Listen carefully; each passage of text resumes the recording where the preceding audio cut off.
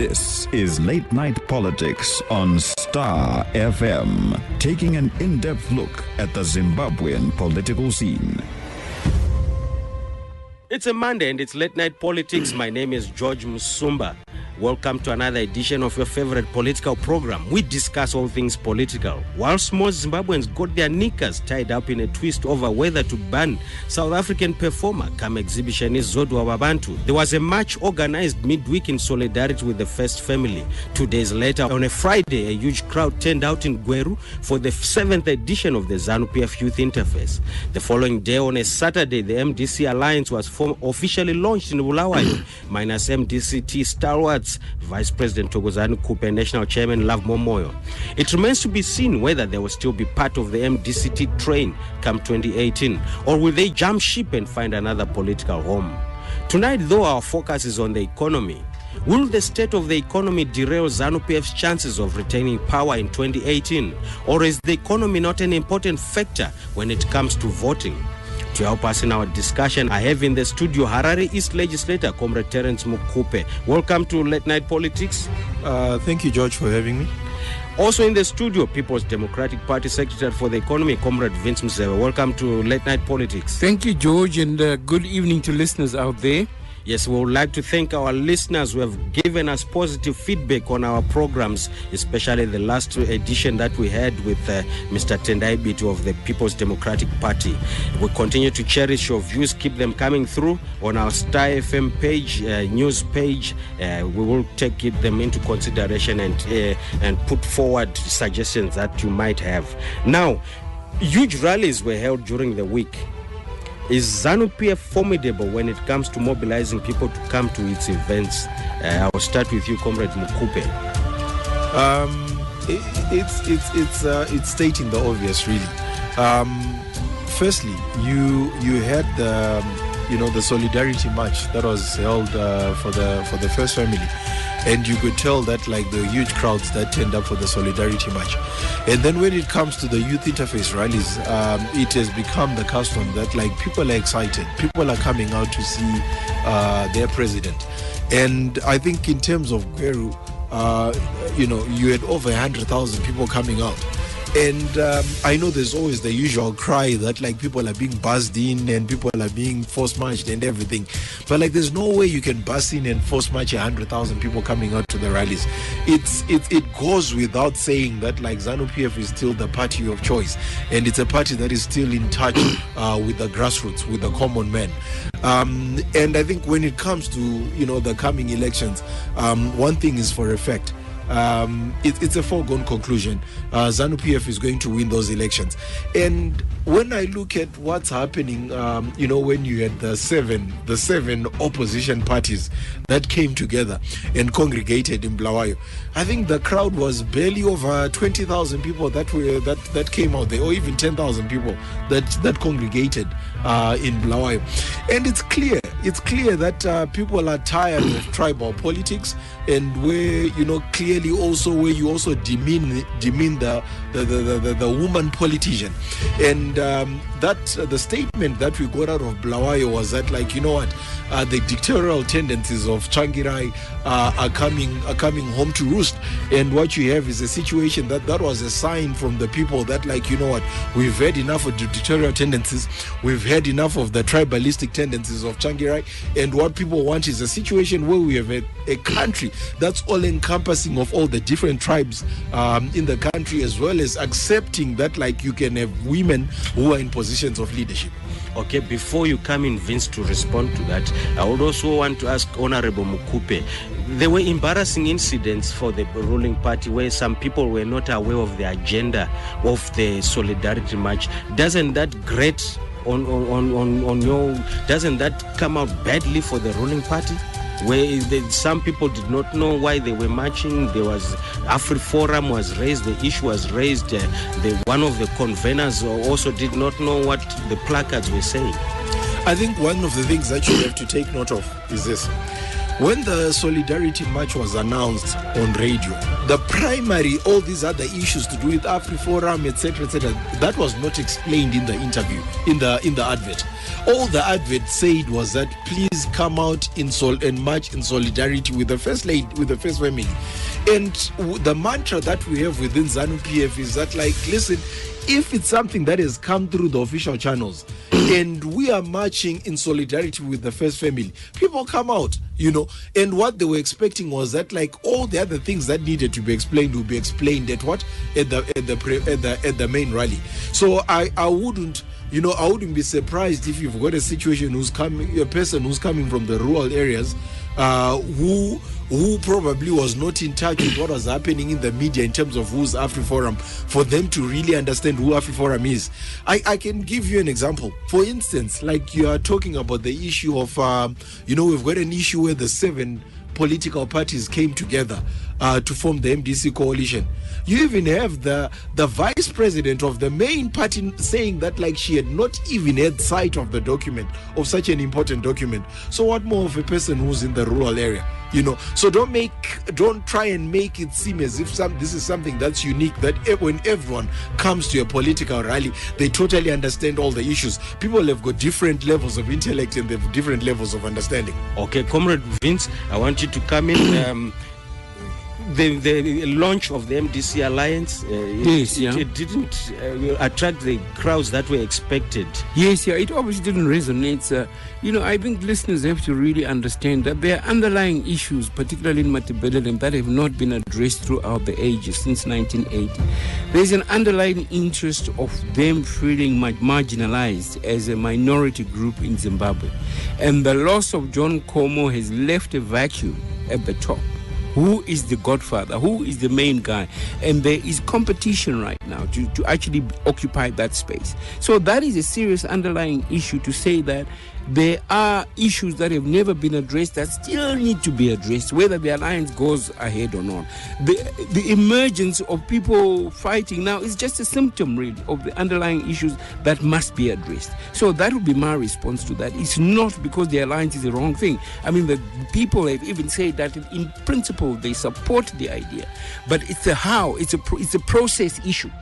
To say now, have we been consulted? What is in it for us? And the saddest thing for me, my brother, is that we all talk about national interest, and I think it's very theoretical. All politicians come out there and say, listen, we are putting people first, but they are not prepared to sacrifice their personal positions.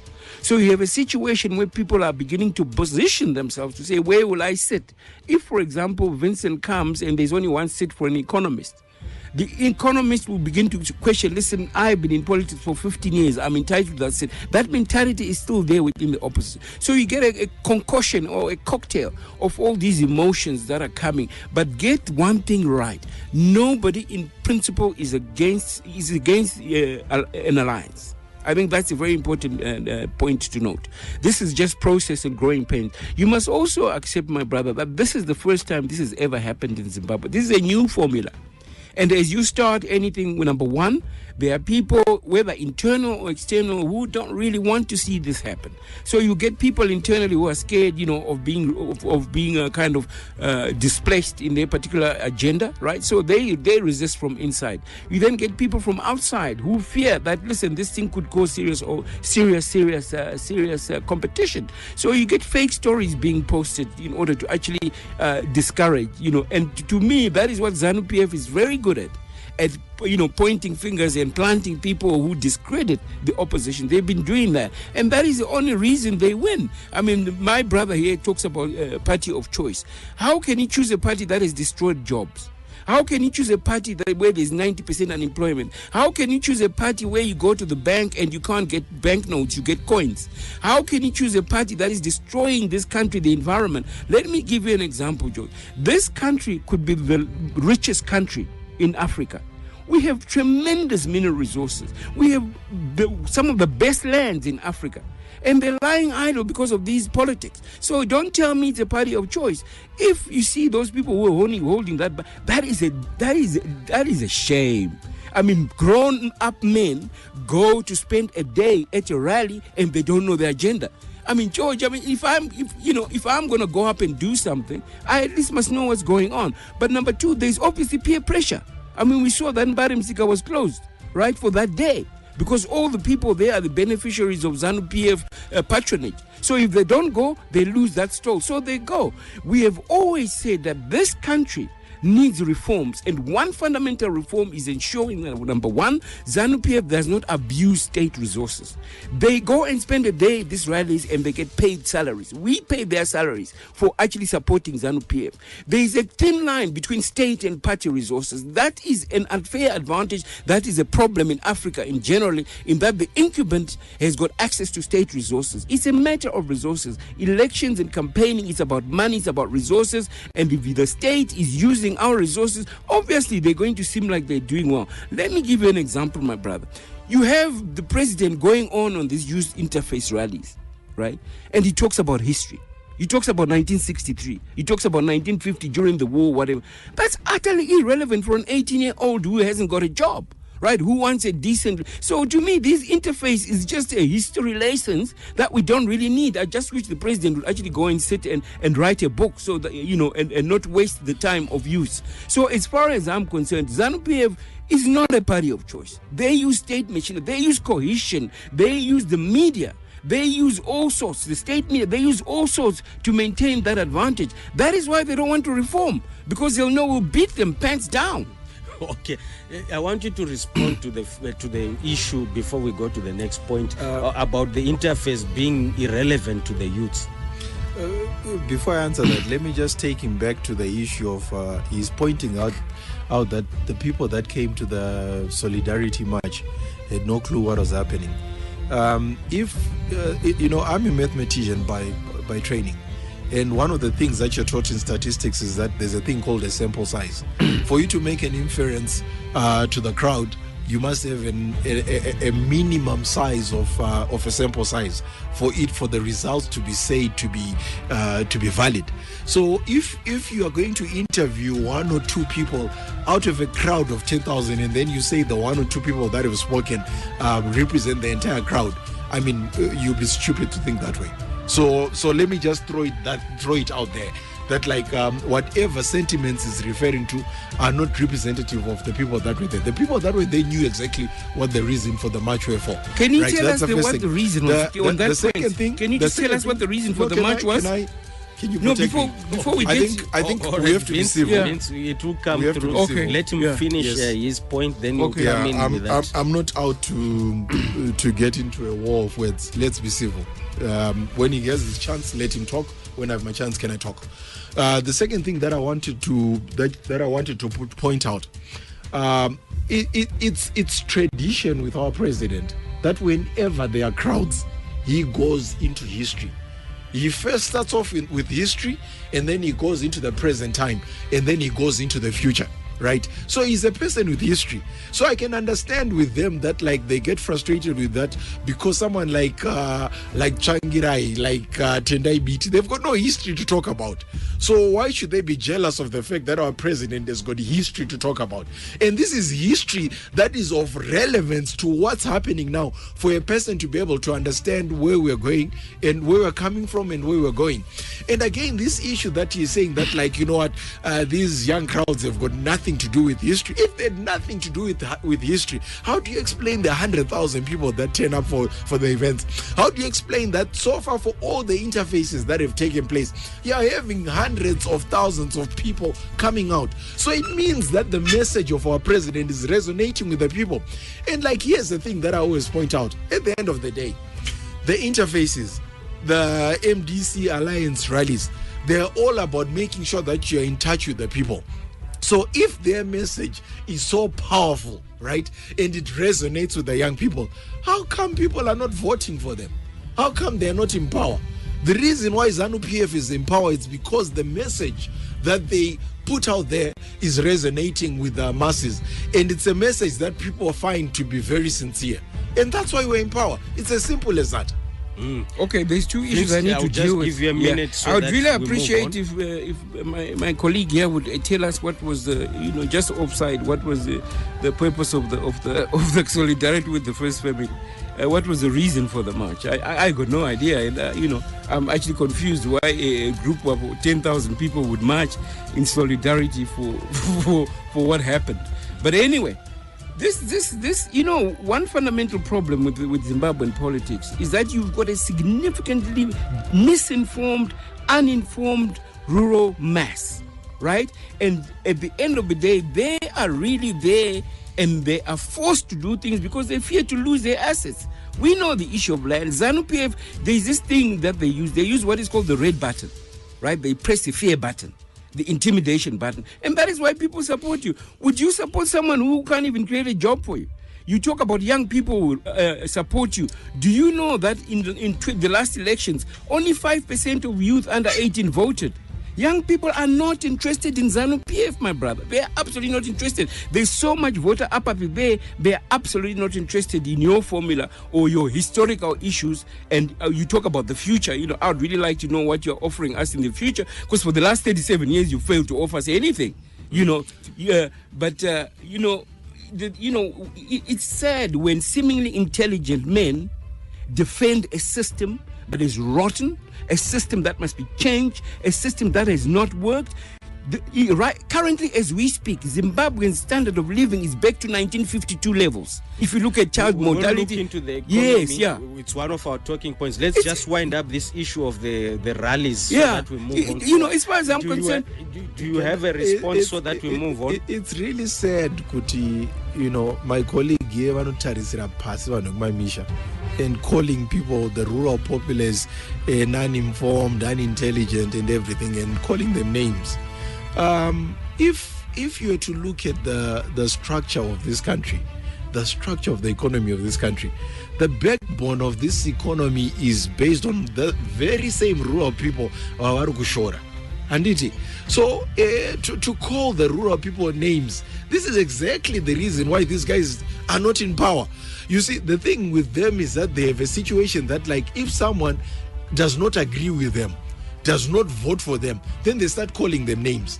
It's wrong. Why should we call people names? Nekuti munanogara kumusha womushora womuti anzwisise haana kuchenjera. Comrade Mukupe, when we look at the rallies, is it an admission by the ZANU-PF government that when you hold a rally in the middle of the week, is it an indictment to say that there really is not a focus on the economy? Because we want to discuss the economy tonight. To say if you hold, normally people should be at work during the week. Whether it's Monday, it's a Friday, people should be at work. Why do you want to hold? Is it an admission that there are a lot of unemployed people there? If you can accumulate a lot of people to come to a rally in the middle of the week when it's a business day. I fail to see the link between the two. Even if I'm someone who goes to work, I can always take some time off from my work for me to be able to attend the rally. So there's no correlation between the two, that the rallies are being held during the week, then it means that there is a massive unemployment amongst the people that are coming to those rallies, right? Because let me take you on that point again, right? If it was true, right, that all those people were Sinamabasa will never vote for the so-called rotten party that is calling for, right? So those Sinamabasa should be congregating at the MDC Alliance rallies, right? So the mere fact that they're not congregating at the MDC Alliance rallies, the MDC people and the PDPs, but they are coming to our rallies. It must mean there's something that they're getting from us. It must mean there's something that they're seeing in the president. It must mean that there's something that they're seeing in ZANU-PF. Because it's just the same way with the people that went to the MDC Alliance, the Alliance rally. But people did not go because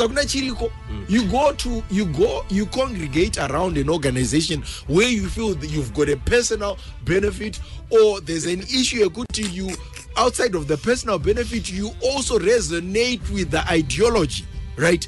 The personal benefit I'm talking about, it's an issue good, like what we're talking about, the 10-point plan, the ZIM asset, all these programs that we're talking about, you are seeing that they're going to personally benefit you. Mind you, let me talk about the issue here. Most of the people that are coming out, these are people that have benefited from command agriculture. So they've got something that they're benefiting from, and they're seeing how it's taking our country forward. So no one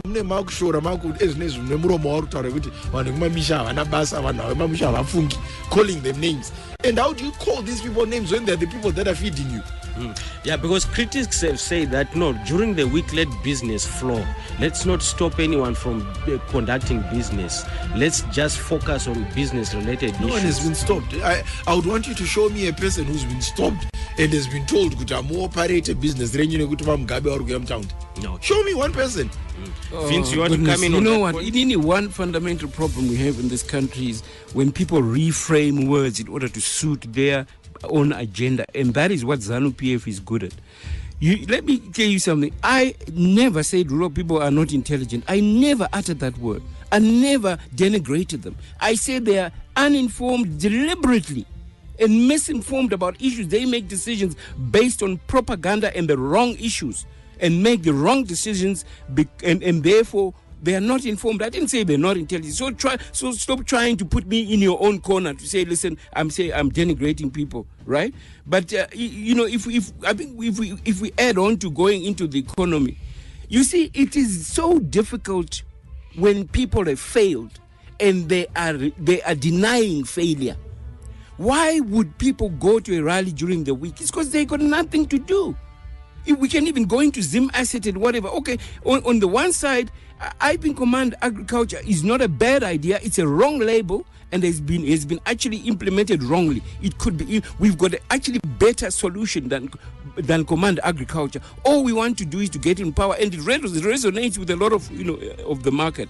So George, the problem is that when you go into a mental asylum, right? The people in the mental asylum actually think because they are in this particular kind of paradigm. And that is the situation that we are facing. But that is neither here nor there. The fundamental issue is that how do we change this country? How do we get leaders that are accountable? How do you get leaders that understand economics? How do you get leaders that create jobs and create a country that is functional and that has got decent infrastructure? Whether you're talking about ZIM asset, they have failed. The program is Late Night Politics, and tonight our focus is on the economy. Will the state of the economy derail ZANU-PF's chances of returning power in 2018, or is the economy not an important factor when it comes to voting? To help us in our discussion, I have in the studio Harare East legislator Comrade Terence Mukupe and People's Democratic Party Secretary for the Economy Comrade Vince Musewe, and they are helping us with our discussion. Now, based on the economy, Comrade Mukupe, the economic performance of the ZANU-PF government since 2013, and if the economy had the strongest bearing on the outcome of elections, do you think that ZANU-PF deserves to be voted into power again? Before you answer that, maybe just as a preamble, does the economy have a bearing in the voting patterns of Zimbabwe? I would want to say the economy is just one of many factors that the electorate consider. Because if the electorate would vote solely based on the performance of the economy, I would want to believe there were some years when the economy was really in the doldrums. I mean, if you look at the period when we had the hyperinflationary period, if you compare the hyperinflationary period and now, we're in Mecca right now. We're in heaven right now when you compare to that period. But that period when things were really difficult and there were food shortages, ZANU-PF still won the elections. So the economy is not the factor. It's one of many factors. What is the main factor really in order to win? I'm going to come back to the question that I asked you about performance of ZANU-PF until 2018 economically. You know what? When you look at the electorate, right, one of the key things they look at is the legacy of the person involved. Who is it that's standing in front of us and saying that they want to lead us, right? That's why you find you have a situation that, like, you can't just have any Tom, Dick, and Harry just standing and say that they want to become the president. It doesn't work in Zimbabwe. The second thing is that, like, are you participating in the elections under the Revolutionary Party, ZANU-PF? It's just as simple as that. Like, you'll find me as Terence Mukupe winning an election. It's got nothing to do with me as an individual. Because the fact that I'm Terence Mukupe is actually secondary. But what's primary is the fact that I'm coming from the Revolutionary Party. Because the first thing people will ask for, when I'm asking, good, like, what's your name? Ndonzi George Musumba. Urekwa Ningi. So you find this also good Urekwa Ningi is what resonates with the people. So you can have 20 degrees, be the smartest person, talk about all these human rights, what, and everything. As long as you are in the wrong basket, as long as you're in the wrong party, your message will never resonate with the masses. It's just as simple as that. So if you're thinking of becoming part of the people that are going to make an impact in this country and move our country forward, it can only happen whilst you're in ZANU-PF. Forget about everyone else. Okay, we'll come back to that other part which I asked, but I want Vince to clear this. Is the economy, you are an economist in your other life, is the economy a major factor in voting patterns in Zimbabwe? Do we put it up there on a higher pedestal, or it's one of those marginal? It obviously isn't, because if it was, ZANU-PF would be out of power by now. They've totally messed up this economy, totally, for the last 37 years. They would be out of power if it was the economy. There's something else, and that is the problem. It's not something to boast about. It's something to be really sad about, because in any country, people want a decent quality of life. People want clean water. People want a working, functional infrastructure. People want to make money. People want a functional... That's why a lot of people just leave this country in disgust, simply because it is not working. Right? And people still vote for ZANU not based on their delivery. And that is the fundamental problem we have. Zimbabwe has had 14 economic blueprints since independence. None of them have been completely implemented. And people go back each and every day and vote. And that indicates a serious problem, and as opposed to boasting for it. Now, what does that mean? It means something is horribly wrong. Because he even claims now being an individual has got nothing to him being an MP. So he doesn't have to deliver. That is why we've got MPs who are not delivering. We have MPs who at the end of the day can sit in that parliament for 5 years, not say a word, not even know their constituency, and they still get voted in. That is a fundamental problem that we have to change. It is going to change when we see the nature of the voter changing. When we see our young folk, who are the majority of the voting population, vote in a free environment, and these guys will not vote because of a brand. They are tired of these old people. They are tired of old stories. They've got a better vision of the Zimbabwe that one ZANU-PF has created. That is why they're becoming independent. That is why social movements are saying, listen, we need to be part of the future, because the political party called ZANU-PF does not resonate with their vision. It is failure. That is as far as we're concerned. So us at PDP, we are working very hard with the various youth groups in order to ensure, number one, that they register to vote, and number two, the system does not frustrate the youth voting. You know what happened in 2013. A significant number of youth could not vote. They were frustrated and could not. That is the only reason why these guys win. He's actually admitting it. It's not because of performance. It's something else. And that is why we are saying we need to reform. So look at any country. Look at Venezuela currently. Look at any governments that are overthrown. The reason, look at Tunisia and Egypt. What was the reason? It was the economy, right? And that is a sad reality, that the economy does not become a major issue of people making. Because why do you care about a brand? What can it do for you? If it's destroying your jobs, if you are not earning incomes, why would you vote for anyone to do? That is the fundamental responsibility of any government, to ensure that the economy works. And once someone comes here and says it doesn't matter, and it's true, it indicates the real issue that we are facing as a country. Comrade Mukupe, I know you want to respond to that, but you also go back to my main question, which was that if the economy was a major factor in voting patterns, if it was the deciding factor in any election in Zimbabwe 2018, would ZANU-PF pass the test since 2013 in as far as delivering the economy is concerned? They would. Why not? I think here's a mistake that my colleague makes. If you listen to him every time he's talking, he's only referring to educated people that are in the towns. That's what he's referring to. You know, when he's talking about young people, it's all about people in the towns. No one and not realizing so isusu ZANU-PF were in the grassroots tiri party enyika yese. You understand? So when you are approaching the issue of the economy, there are two economies. There's a rural economy and there's the urban economy, right? And the thing is that, like, if you focus on one when you are in town, right, you miss the point.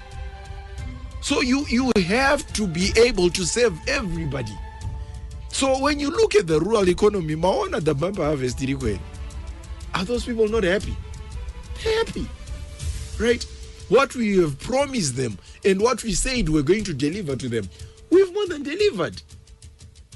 So, and then you talk about, like, I think, allow me to talk about this. He talks about a brand and says brand Arnabasa. I did not say that. Did not. If the brand they would have continued with Tendai Beat. And Tendai Beat would have gone to the elections as a president. But his brand is nothing. Right? That's why you find good they have to go back on Morgan. And Morgan is a dictator. He does as he pleases. As nice right now, they're saying good they're not even having my primary elections. He decides who is going to become an MP and who's not going to become an MP. But because ZANU-PF have been having primary elections since 1980.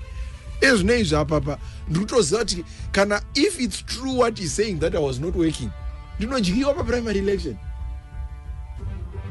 So you can't dismiss the issue that a brand is important. If a brand was not important, like these coalitions, the 7 parties, they've noticed that they're nothing on their own. And they need the brand, Changirai. So that's why you find that all of them are going to Changirai and bowing down to Changirai. Because he is the brand.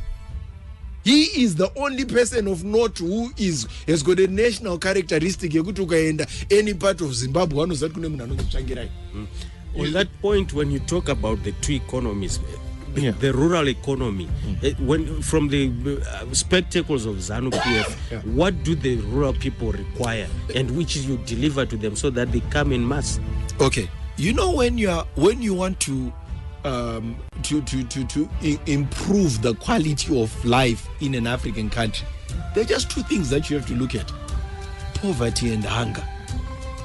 If you improve the poverty levels and the levels of hunger, the economy does well. Let me explain. There's a thing called chronic hunger. That's what you want to eliminate, right? And how you eliminate chronic hunger, you find what government did. Firstly, we're coming from a situation we had all these external factors which were against us, whether be it drought, be it not having access to my external lines because of my sanctions, whatever it is, right? We took care of the hunger levels by making sure so people were fed. But when you the next thing is you have to make it sustainable. So that's when we came with the second program. We came with the Command Agriculture, the Presidential Input Scheme. Motanga kupana rukuma misha ma inputs echbage, cotton, soya. So that's sustainable. What then happens is like the output that's coming from the agricultural base creates the raw materials that are necessary for my industries kutika. Because a rural farmer kaisa mari muhomwe achaya ku town achatenga door frame achatenga mbeda. Guess what? The people that are providing that are the people who are in towns. You're creating entrepreneurship in towns. You're creating my jobs in town. So you have to start with the rural economy if you're going to turn around the country. Town, you run into the problems. You remember during the Gono area, town, my tractor and the like. And that program came to nothing. But like, what the mark of a good government is learning from your mistakes. So ukaona tasikushanda, use a tactic inoshanda. And Command Agriculture has been successful. The PDP, Vince, the rural population economically, do you think he's talking about the issue of hunger? Well, in a way, he's correct, but those are such basic needs that anyone who is in a functioning country should expect. If anyone is now denigrating the rural people, it's him, who thinks just because they are now fed up, they are fed and they are okay. They are fed up, I know. But if they are fed, well fed, and, the life is okay, there must be there must be what we call development. And our problem is that our rural population has not developed. If you go there now, you will see exactly the same things you saw 20 years ago.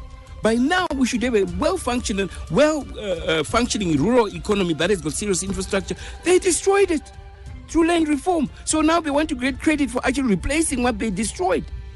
Zimbabwe has always fed itself until 2000, where we had an issue of lack of productivity, and the issue of multi-farm ownership and lack of productivity on farms. That was the fundamental thing that destroyed this economy.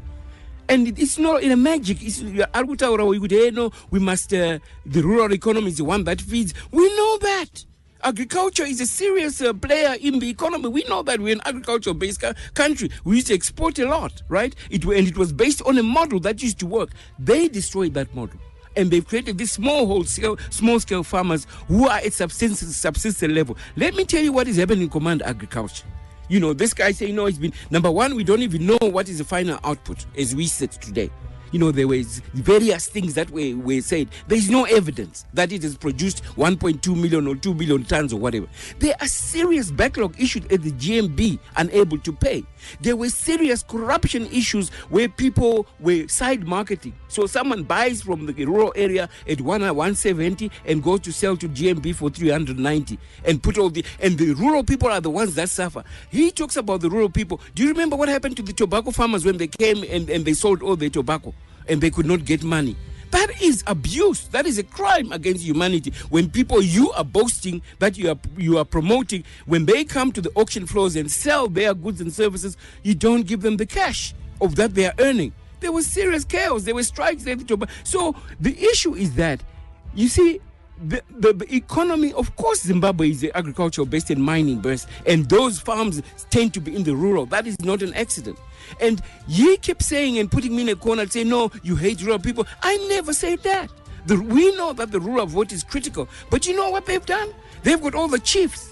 And they go there and they actually coerce people to be registered under a particular chief. And, intimidation. And that is what we are saying, that that's why they don't want to reform. Because Vincent himself can also go to the rural people and actually begin to tell them what they can be. The problem is that they've settled for so little, for just having a full stomach, and yet they should have access to information, they should have jobs, they should have factories, they should value in the rural areas. The rural economy can be actually much, much bigger than what ZANU-PF is making it to be, and that is one of our fundamental economic kind of thrust. Unless we modernize and develop the rural economy based on sound principles and not politics, then we'll be able to improve the quality of life of the rural people. Rural people don't know what they don't know because they are living well below their potential, simply because ZANU-PF is failing to actually unlock the potential in the rural areas. It also applies to our mining sector.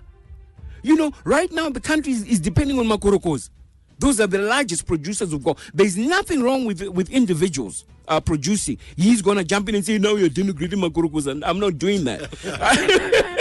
I am saying they are important, but when an economy begins to rely on wananenda neshovero, vachino mine gold, you got problems. We have to modernize that sector. We have to give them machinery. We have to ensure that they're bigger. But they are bigger players. Look at how much Zimplats, for example, is contributing to the economy. Significant. We need to commercialize. The Chinese have got free reign in the mining sector, where they are going and destroying the environment. It is estimated that through, for example, the mining sector and tobacco industry, we are destroying about 300,000 hectares of forest every year in the rural sector. Neguita tobacco drying. right? And it's causing serious climate change, which is the reason why we are beginning to get a problem with productivity in agriculture. So you see, my brother, we understand this economy. We understand the holistic nature of this economy. We understand how to get the system work much better than ZANU-PF. The only advantage he has is the brand he's talking about. By the way, you were saying, I said that my problem is that when you rely on ZANU-PF alone as to get you into power without delivery, you don't have to deliver because you just rely on the brand. You have to deliver at the back of it. That's why you were saying, even an individual doesn't matter. To us, individual matters. And we can even come back to the politics now, which is what we are facing. We've had a political system that, whether it's opposition or ZANU-PF, we've had a political system that does not reward performance. So simply because Vincent is the best performer in Highfield East, Vincent does not get the Highfield seat because he's not under a particular brand. And that is the problem, whether we are in council, whether you're in politics. And that is why they are not performing. There is no consequences for non-delivery. Right? And people have jobs, safe jobs for 5 years simply because they are a ZANU-PF member. And we need to get rid of that. And we need to change the nature of politics so that people are accountable. If they don't deliver, they should be fired. And we should get people who actually, work towards achieving our goals. Now, if this, what I'm saying, does not resonate with a rural person, and only he's saying I'm only focusing on the urban area. We want the quality of life of Zimbabweans, whether you are in urban or in rural, to be almost similar. Actually, sometimes living in the rural area should actually be better because it's a better environment. So we want their lives to be actually much better than what ZANU-PF is selling to them. The program is Late Night Politics, and tonight it's the economy that we're focusing on. Will the state of the economy derail ZANU-PF's chances of retaining power in 2018? Or is the economy not an important factor when it comes to voting? In the studio, I have Harare East legislator, Comrade Terence Mukupe, as well as People's Democratic Party Secretary for the Economy, Comrade Vince Musewe. Attracting investment. ZANU-PF's policies, re-engagement, will it remain with the East, or will you re-engage with the West? So that you get investors coming in. What would be your thoughts as you cobble together a manifesto? Will it just speak to the East, or will it also just speak to re-engagement with the West? And also looking at, I don't want to mention the name of this particular company, which has said that they want to invest in to put up a competitor to MultiChoice Zimbabwe. I know the issue might be in the courts, so I don't want to really mention it. But it's a son of Zimbabwe who is saying they want to invest in Zimbabwe and they want to put up a competition in media. And there seems to be a ruckus within government to say, no, we don't want to license them to provide a service to Zimbabwe. Your thoughts on that? We're also looking at the issue of Dangote. He came exactly 2 years ago, and there's nothing which has come to fruition. What is stopping investment in Zimbabwe? How would you put it to the electorate to say, this is what we are going to do in order to attract investors, local and international? Well, I think as a party, we welcome investments from everybody and anybody. The US dollar, China, Turkey, South America, it's the same US dollar. So we don't really care where it comes from. I think the president has been clear that when we are getting any funding that's coming into the country, it just shouldn't come with political conditions. As long as it doesn't have political conditions and it's just a pure investment, look, we welcome all investors. Yes, I know there was a time when we were primarily focusing so much on the East, and it was because of the political current during that time where basically the West was vilifying us. But now times have changed. I think you notice we no longer have the European sanctions. We've got a lot of European businesses that are investing here. There's still, I think, basically just the American businesses that still have challenges because of the Zidera bill. Because basically that Zidera bill, what it says is that no no American money can actually find its way in Zimbabwe if it's tied to the Zimbabwean government. So you find like most of the financial institutions, as a precaution, they just make sure that they don't approve any funds, really, any investment funds coming into Zimbabwe. So that's more political than anything else, right? And then when it comes to, I think what you're referring to was the Kwese TV issue. I'm not really privy to the exact details, but like if I go by what I've seen, what I understand and what I know is that like we've got rules in this country which govern broadcasting, and if anyone is going to be a broadcaster in Zimbabwe, you have to be licensed. And from what I understand, Kwese TV has not applied for any license. So there's nothing to talk about until you have a situation where they've made an application for a license and it's been declined. Then there's something to talk about. But they haven't applied for anything, and that's why you find there has not been any official statement from Kwese TV concerning the issue. When you look at DSTV is operating under license. They're licensed. They didn't just come here and just start broadcasting. If you remember, sometime back you had GoTV started broadcasting in Zimbabwe without a license and they were kicked out. I don't see anyone saying anything about that. No one made any noise about it. And so you have a situation where people are being mischievous and trying to find politics in the whole issue. But I don't think there's any politics there. It's just an issue. We've got rules, and I think the guys in the opposition have always been talking about the rule of law. There is the rule of law which is being applied. And then when it comes to Dangote, I remember the minister was in the press saying that Dangote is ready to make an investment here. They've done their feasibility studies, but the problem that they're having is that like they want guarantees of supply of limestone deposits, because they need to have a certain sufficient amount of limestone deposits that they need to set up a plant. But the problem that you have is that most of these limestone deposits are already in the hands of individuals. They're already in the hands of other companies, other entities.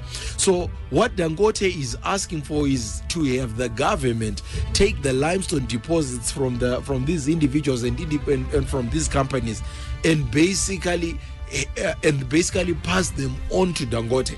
That's what they're asking for.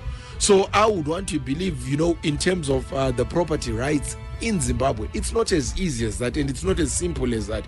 And if I was the one who was holding the limestone deposits, obviously I'm seeing that it's a big payday for me. So I'm going to be asking for a big number in terms of if I'm to let go of the limestone deposits.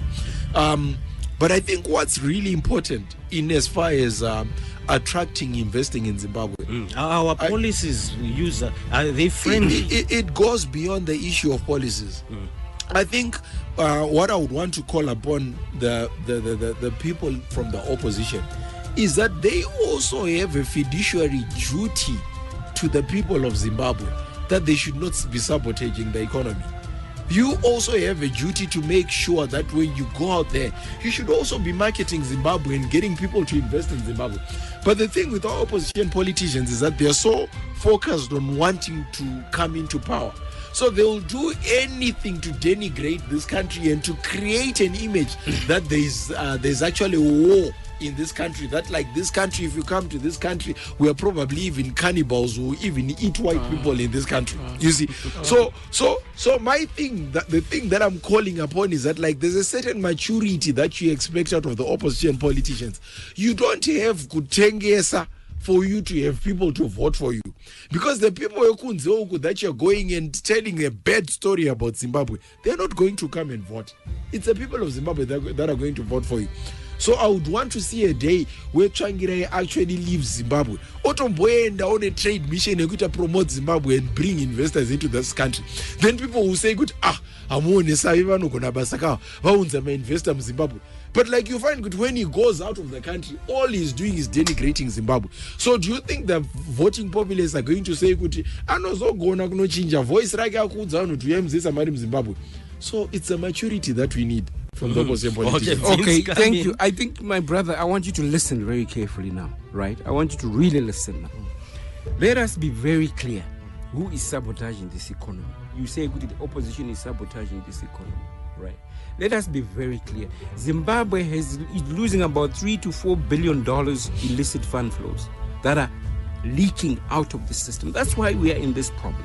And the major players are the ZANU-PF chefs who are leaking this country and externalizing significant amounts of money. We talk about investment. Let me really go back. The SADC in 2016 received foreign direct investments of 29 billion, right? Angola got the most cut, which was 14 billion. Mozambique got about 3 billion. Zambia got 2 billion. South Africa got about 3 billion. Zimbabwe got 300 million. Point number one. We are not attracting money for particular reasons. Now, why would an investor want to invest in any country? George, if I gave you money right now and I said, where would you invest it? A lot of these people, even with ZANU, are externalizing.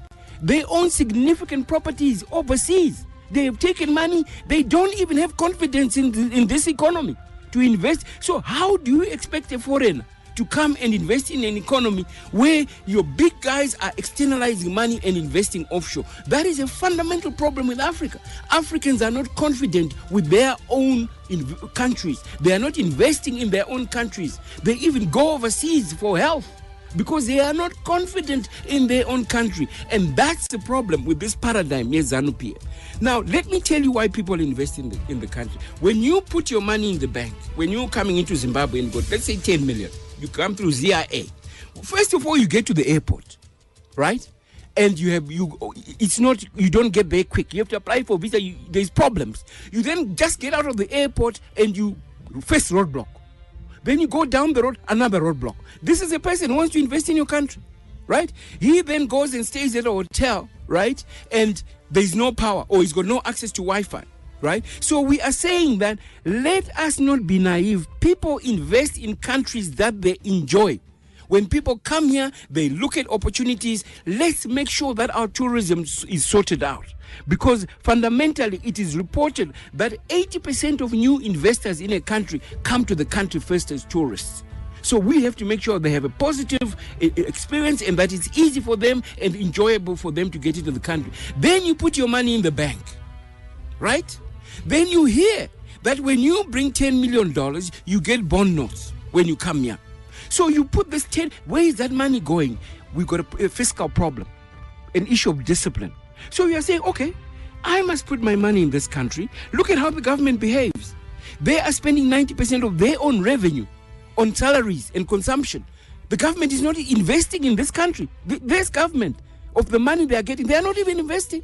And they expect other people to invest. So that's a paradigm that when you tell me that opposition parties are going out there actually denigrating Zimbabwe, that is not true. If you read some of my articles, and my stance is that there is significant opportunities in Zimbabwe for people. We promote in this country. We've got 15 million tons of gold. We've got 11 million tons of lithium. We've got serious opportunities in Zimbabwe. You must come and invest. But we have to make sure that, number one, when you get into the country and invest, you can actually your money is safe. So there's a trust issue with regard to the financial services. Okay, so let's say then you put your money sitting in the bank and you have to check whether it's still there. You go to the bank and you try and withdraw some of your money. They tell you there's no money. That does not create confidence for any investor. They're watching the news. It's not the opposition. It's how you're managing the economy. And then you go to the Zimbabwe. You try and register a company in Zimbabwe. In Rwanda, it takes you 24 hours to register a company. Here, it takes you 2 to 3 weeks just to register a company. Then how many licenses do you have to apply for to get a business license?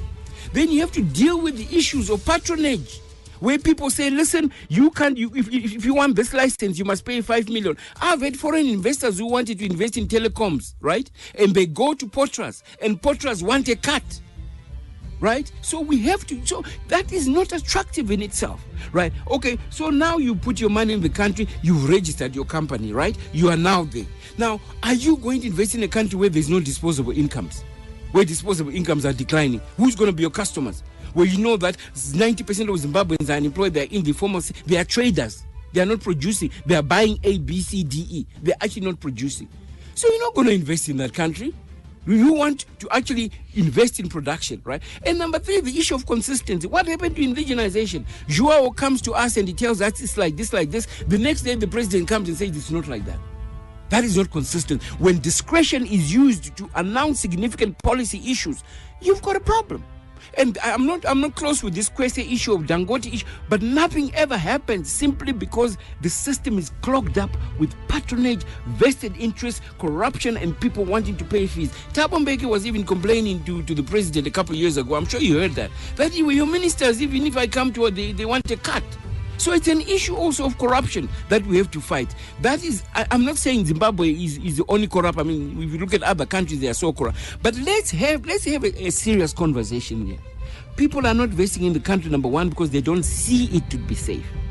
And number two, people invest where there is a vibrant local business sector. If a businessman is on a plane going to New York and sitting with a businessman from another country and they're having a conversation about how business is, the Zimbabwean guy will start telling you, I went to the bank today, I got $100 in coins, right? Those are the conversations that are stopping up. So we need a successful local business sector first in order for us to attract other people to put their money on the table for us. As we close the program, 2018, the outlook economically, if you were to craft the manifesto of your party, what would it include for those who are economically discerning? Comrade Mukupe. I think the first starting point for us is just it's around increasing the poverty levels of the people. And we're talking about the fact that, like, let's play to our strengths. Our strengths right now is that, like, we've got a lot of land that's in the hands of our people. We've come up with the first step where we've given people inputs. But now let's move to the next phase where we're now talking about beneficiating those the output from those farms.